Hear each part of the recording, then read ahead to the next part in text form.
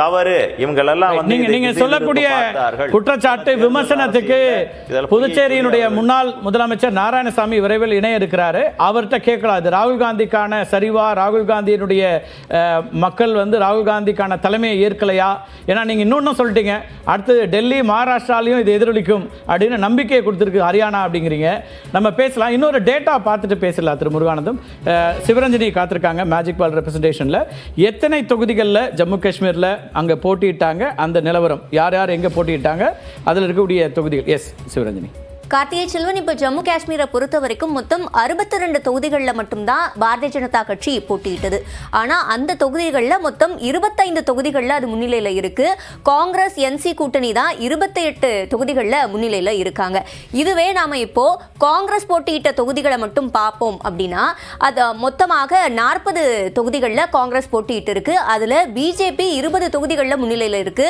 Congress NC கூட்டணி 15 தொகுதிகளில் தான் முன்னிலையில் இருக்கு.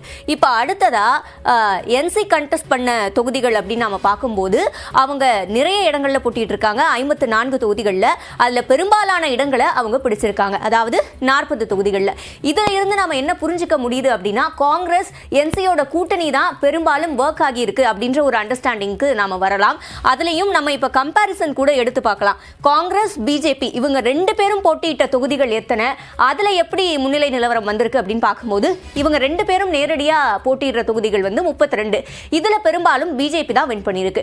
அப்ப இதுல இருந்து காங்கிரஸ் NC கூட்டணி தான் பெருமளவுக்கு ஒர்க் ஆயிருக்கு அப்படின்றத புரிஞ்சுக்க முடியுது கார்த்திகை செல்வன்.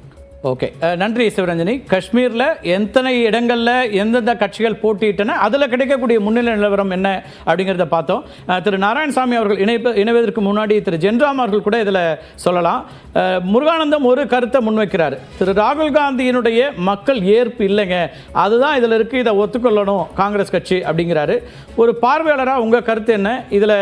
ஏன்னா ஹரியானாவுடைய வெற்றி அல்லது தோல்வி ரெண்டுமே ஒரு அடுத்து வரக்கூடிய மாநிலங்களில் ஒரு இம்பாக்ட் ஏற்படுத்தும் அப்படின்னு இருந்துச்சு. ஜம்மு காஷ்மீரில் நிச்சயமா இந்தியா கூட்டணிக்கான ஆட்சி என்பது அமைந்தாலும் ஹரியானா 5 ஆண்டுகள் 10 ஆண்டுகள் ஆட்சி பொறுப்பில் இருந்த பிஜேபி மீண்டும் ஆட்சி பொறுப்புக்கு வருதுன்னா அது காங்கிரஸ் தலைவர் ராகுல் காந்தியோடைய தோல்வி அப்படிங்கிறாரு. நீங்க எப்படி அதை பார்க்குறீங்க?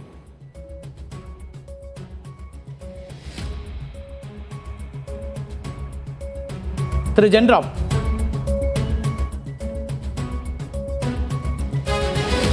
திரு பாலச்சந்தர் அவர்கள் கூட இதில் கேட்கலாம். திரு பாலச்சந்தர், உங்களோட பார்வை என்ன? முருகானந்தம் ஒரு கருத்து முன்வைக்கிறாரு, இந்த தேர்தல் தோல்வி அப்படிங்கிறது ஹரியானாவுடைய காங்கிரஸ் தோல்வியை ராகுல் காந்தி அவர்களுக்கான மக்கள் அளித்த ஒரு தீர்ப்பு அல்லது மக்கள் ஏற்பு இல்லை என்பதாக புரிந்து கொள்ளணுன்றாரு. உங்க பார்வை என்ன திரு பாலச்சந்தர்? அப்படின்னா ஜம்மு அண்ட் காஷ்மீர்ல இவங்க பிரிச்சு கொடுத்தாங்களே, அதை மக்கள் ஏத்துக்கல, அது பாஜகவுக்கு ஏற்பட்ட பின்னடைவுன்னு சொல்லி நம்ம சொல்றாவே. இது யாருக்கு பின்னடைவுனா, ரெண்டுலையுமே பிஜேபி ஜெயிச்சிருந்தாங்கன்னா இவங்க சொல்றது சரியா இருந்திருக்கும். அதுக்கப்புறம் ஹரியானால ஒரு எங்கேயுமே ஒன்றிய அரசுலயும் அவங்க ஆட்சியில் இல்லை, காங்கிரஸ் ஹரியானாலும் ஆட்சியில் இல்லை. அந்த நிலைமையில இந்த அளவுக்கு ஒரு முக்கியமான செய்தியை நம்ம பார்க்கிறோம் சார். இந்த செய்தி என்ன மாற்றத்தை உண்டாக்கும் தெரியாது, ஆனால் இப்போதைக்கு இன்னும் எண்ணப்பட வேண்டிய சுற்றுகள் அதிகம் இருக்கக்கூடிய சூழல்ல ஹரியானால பாஜக முன்னிலையில் உள்ள 10 தொகுதிகளில் 3000 வாக்குகளுக்கு குறைவான வித்தியாசம் இருக்கிறது அப்படிங்கிறத பார்க்கிறோம். தற்போதைய நிலையில கிட்டத்தட்ட ஹரியானாவை பொறுத்த வரைக்கும் வாக்கு எண்ணிக்கை தொடங்கி பாதிக்கும் மேற்பட்ட இடங்கள்ல அந்த வாக்குகள் எண்ணப்பட்டிருக்கின்றன. அப்படி வரக்கூடிய சூழல்ல, ஏன்னா நிறைய தொகுதிகளில் அங்கே 13 16 18 சுற்றுக்கள் வரை கொண்டதாக இருக்கு. 19 சுற்றுக்கள் அதிகப்படியாக இருக்கக்கூடிய இடத்துல 3000 வாக்குகளுக்கு குறைவான வித்தியாசத்தில் பிஜேபி முன்னிலை வகிக்கிறது அப்படிங்கிறத பார்க்குறோம். இது ஏதாவது ஒரு வகையில் மாற்றத்தையோ நம்பிக்கையோ கொடுக்கக்கூடியதாக மாறுகிறதா? அப்படி இருந்தாலும் கூட பிஜேபி 49 இடங்களில் இப்போ முன்னிலை, அந்த 10 குறைச்சாலும் 39 இடங்களில் பிஜேபி முன்னிலை என்பதாக வரும். ஆனால் அது யாருக்கு போகுதுங்கிறதுலேருந்து ஒரு கணக்கு இருக்கு. ஒருவேளை அது காங்கிரஸுக்கு வந்தால் காங்கிரஸ் 45 என்பதாகவும் வரலாம். ஆனால் ரொம்ப ரொம்ப தின் மார்ஜின். இதில் நம்ம கடைசி சுற்று வரைக்கும் எந்த முடிவுகளுக்கும் வர முடியாது. இதை எப்படி பார்க்குறீங்க பாலச்சந்தர்? எஸ், நான் ஏற்கனவே சொன்னேன், காங்கிரஸ் ஏற்கனவே பெற்ற 35லேருந்து அவங்க ஒன்று கூட இழக்க மாட்டாங்க. அப்படிங்கிறது தான் என்னுடைய நம்பிக்கை. ஆனால் பிஜேபி வந்து ஏற்கனவே உள்ள லீடிங்கில் வந்து 3 அல்லது 4 வந்து அவர்கள் இழப்பதற்கான வாய்ப்புகள் இருக்குன்னு சொன்னேன். 10ல் வந்து 3000 குறைஞ்சிருக்குன்னு சொல்கிறீங்க. நாங்கள் வந்து கவுண்டிங் பண்ணியிருக்கோம். கவுண்டிங் பண்ணும்போது என்ன ஆகும்னா, எந்த ஏரியாவை கவுண்ட் பண்ணுறோங்கிறது முக்கியம். சில சமயங்களில் வந்து 3-4 ரவுண்டு வந்து ஒரு கட்சியுடைய டாமினன்ட் இடத்தையே கவுண்ட் பண்ணிக்கிட்டு இருப்போம். அப்போ அவங்க வந்து ரொம்ப லீடிங்கில் இருப்பாங்க. அதுக்கப்புறம் நிலைமை அப்படி வந்து மாறும் இன்னொரு இடத்துக்கு போகும்போது. அதனால இதில் வந்து இந்த 3000 ஓட்டு வித்தியாசத்தில் இருக்காங்கன்னா, அடுத்து எண்ணப்படுகின்ற ஸ்டேஷன்ஸ் வந்து போலிங் ஸ்டேஷன்ஸ் வந்து யார் வந்து இதுக்கு முன்னாடி வந்து அதிக வாக்குகள் வாங்கியிருந்தாங்க, ரீட்டைன் பண்ணியிருந்தாங்க அப்படிங்கிறது நமக்கு முக்கியம். அந்த ஃபிகர் வந்து நம்மகிட்ட இப்போ கிடையாது.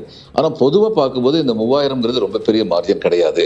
காங்கிரஸுக்கு வந்து எங்கேயாவது ரொம்ப கம்மியான மார்ஜின் தான். அந்த மல்யுத்த வீராங்கனை பிரச்சனை வந்து இன்னும் வந்து உசலாடிக்கிட்டு தான் இருக்குங்கிறதா உண்மை. ஆக மொத்தம் வந்து பிஜேபி வந்து ஒரு 3-4 இடங்கள் இழக்கும். அதுக்கு மேலே இழக்காதுன்னு நினைக்கிறேன். ஆட்சி அமைக்கக்கூடிய வாய்ப்பு வந்து பிஜேபிக்கு தான் அதிகமாக இருக்கு அப்படின்னு சொல்லி நினைக்கிறேன். ஏன்னா இந்த எஸ்சி வாக்குகள், ஜாட் வாக்குகள் இதை பற்றிலாம் பேசணும்.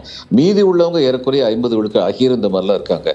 அந்த அர்பனைஸ் கான்ஸ்டிடுவன்சிஸ் வந்து 40க்கு மேலே இருக்கு, 46 கான்ஸ்டிடுவன்சி என்னமோ இருக்காங்க.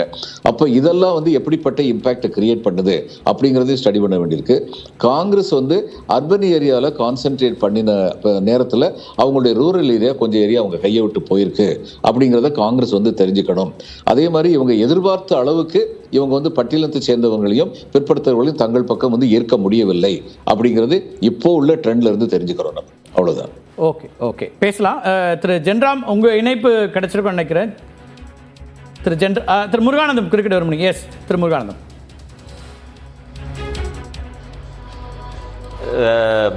ஒரு ப்ராக்டிக்கலாக சொல்கிறேங்க.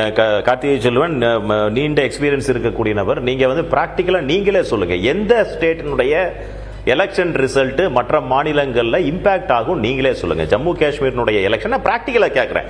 ஜம்மு காஷ்மீருடைய எலெக்ஷன் ரிசல்ட் அடுத்த மாநிலங்களில் இம்பாக்ட் ஆகுமா, அல்லது ஹரியானாவுடைய ரிசல்ட் மற்ற மாநிலங்களுக்கு இம்பாக்ட் ஆகுமா அப்படிங்கிறது. அது அந்த பர்ஸ்பெக்டிவ்ல உள்ள போனீங்கன்னா, ஹரியானாவுடைய வெற்றி 3வது முறையாக பெறக்கூடிய வெற்றி மிகப்பெரிய வெற்றியாக பாரதிய ஜனதா கட்சி கருதுகின்றது. அதனுடைய பாதிப்பு பெரிய அளவில் காங்கிரஸ் கட்சிக்கு வந்து சேரும் அடுத்து வரக்கூடிய தேர்தல்களில். இதை நீங்கள் முக்கியமாக நீங்கள் கருத்தில் கொள்ள வேண்டும். இந்த விஷயத்தை நீங்க மிஸ் பண்றீங்க. ஓகே இது வந்து ஜம்மு காஷ்மீரோட இம்பாக்டை விட ஹரியானா இம்பாக்ட் தான் நீங்கள் வந்து டெல்லிக்கும் மகாராஷ்டிராலையும் எதிரொலிக்கும் அப்படிங்கிறீங்க. ஒட்டுமொத்தமாக எல்லாமே இந்தியாவுடைய மாநிலங்கள் தான். மாநிலங்களில் எங்கெங்கே ஆட்சி அமைக்கிறார்கள் அப்படின்னு தானே அதை பார்க்க வேண்டியிருக்கும். அதை ஜம்மு காஷ்மீரை தனியாகவே பார்க்குறதே முதல்ல அது சரியான அணுகுமுறையா? அது ஒரு தனி மாநிலம், அது இந்தியாவோட பார்ட் ஆஃப் ஒரு ஸ்டேட் தானே ஜம்மு காஷ்மீர். சொல்கிறேங்க நீங்கள் நாங்க பிஓகேவே பார்ட் ஆஃப் இந்தியான்னு சொல்றவங்க. நாம எல்லாரும் அப்படிதான் சொல்றோம். எதையுமே பிரிச்சு பார்க்கல. நான் வந்து பொலிட்டிக்கல் நாம தாங்க கார்த்திகை செல்வன். அது வந்து நான் வந்து ரொம்ப ஆக்கப்பூர்வமாக சொல்றேன். ஏன்னா நான் பொலிட்டிக்கல் கால்குலேஷனை சொல்றேன். நீங்க வந்து அதை நீங்கள் எப்படி நீங்க பார்க்குறீங்கிறது. டெல்லியினுடைய இம்பாக்டுங்க, டெல்லியினுடைய மையப்பகுதியில் அடுத்து வரக்கூடிய தேர்தலில் டெல்லிக்கு இம்பாக்ட், அதுல பாதிப்பு ஏற்படுத்தக்கூடிய ரிசல்ட்டாக நிச்சயமாக இது அமையும். நான் இன்னைக்கும் சொல்றேன், டெல்லியில எழுதி வைத்துக் கொள்ளுங்கள். அடுத்தது உங்களுடைய நேர்காணல வருகின்ற பொழுது டெல்லியில் ஆட்சி அமைந்த பிறகு உங்களுக்கு அங்க லஞ்ச். ஓகே, அதெல்லாம் நம்ம வந்து நீங்க முடிவு பண்ணலாம். நான் வர இன்னும் மற்ற இந்த ஒரு முறை இந்த எண்ணிக்கையை நம்ம பார்த்துடலாம். தற்போது எங்கெங்கே எவ்வளோ இருக்குன்னு. ஜம்மு காஷ்மீரை பொறுத்த வரைக்கும் 42 இடங்களில் தேசியவாத கட்சி இருக்கக்கூடியதை பார்க்குறோம். ஒட்டுமொத்தமாக ஜம்மு காஷ்மீரில் ஒரு ஆட்சி அமைக்கக்கூடிய ஒரு இடத்துக்கு வந்திருக்காங்க. இந்தியா கூட்டணி 51 இடங்கள், அதே போல் பிஜேபி 27 இடங்களில் இருக்குது, பிடிபி 3 என்பதாக பார்க்குறோம். 90 இடங்கள் இருக்கக்கூடிய ஜம்மு காஷ்மீரில் ஆட்சி அமைக்கக்கூடிய இடத்தில் இப்போது இந்தியா கூட்டணி இருக்கிறது அப்படிங்கிறத பார்க்குறோம். எந்த மாற்றமும் அங்கே இல்லை. ஹரியானாவை பொறுத்த வரைக்கும் வாக்கு எண்ணிக்கை தொடங்கியதிலிருந்து ஒரு பெரிய ஒரு மாற்றத்தை ஹரியானா சந்தித்தது. தொடக்கத்தில் காங்கிரஸ் கட்சி முன்னிலை வைத்தது, காங்கிரஸ் கூட்டணி முன்னிலை வைக்கக்கூடிய இடத்துல இருந்து இப்போது பிஜேபி 5 ஆண்டுகள் ஆட்சி பொறுப்புக்கு பிறகு 3வது முறையாக 10 ஆண்டுகளுக்கு பிறகு 3வது முறையாகவும் தேர்தலை சந்தித்த பாஜகவுக்கு 49 இடங்களில் முன்னிலை என்பதும் 35 இடங்களில் காங்கிரஸ் கட்சி முன்னிலை என்பதையும் பார்க்கிறோம். மற்றவர்களுக்கான 4 இடங்கள் இருக்குது. ஆனால் ஹரியானாவை பொறுத்த வரைக்கும் இன்னும் வாக்குகள் இன்னும் பாதி அளவுக்கு தான் எண்ணப்பட்டிருக்கக்கூடியதாக இருக்கிறது ஹரியானாவுடைய தற்போதைய சூழல்களை பார்க்கும்போது. எனவே கூடுதலான இடங்களில் யார் யாருக்கு என்ன வாக்குகள் வரும், இந்த 3000க்கு குறைவாக இருக்கக்கூடிய 10 தொகுதிகள் என்பதில் என்ன மாற்றத்தை அது சந்திக்கும் அப்படிங்கிறதெல்லாம் கேள்விகளாக இருக்கிறது. எந்த மாற்றமும் வருவதற்கான வாய்ப்புகள் இல்லை. ஆனால் ஒரு பிரதான எதிர்க்கட்சியாக மட்டுமே காங்கிரஸ் வர முடியுங்கிறது தான் இப்போதைய சூழல். இதில் இறுதி நிலவரம் என்னங்கிறதுலாம் அதுக்கு பிறகு தான் பார்க்க முடியும். 46 இடங்களை பெறக்கூடிய ஒரு கட்சி ஆட்சி அமைக்கும் ஹரியானாவில்.